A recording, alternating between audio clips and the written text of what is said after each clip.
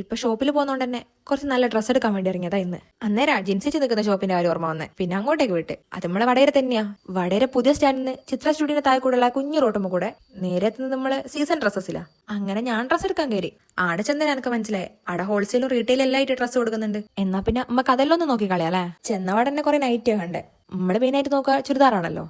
ചുരിദാറിൽ നല്ല അടിപൊളി കളക്ഷൻസ് ആടെ ഉണ്ട്. അഫോർഡബിൾ പ്രൈസിൽ നല്ല ക്വാളിറ്റിയുള്ള ഡ്രസ്സ് ആടെ ഉള്ളത്. എല്ലാ ടോപ്പും ഒന്നിനൊന്ന് വെച്ചായിട്ട് എനിക്ക് തോന്നിയത്. ഞാനതെല്ലാം വാരി വലിച്ച് നോക്കുന്നുണ്ട്.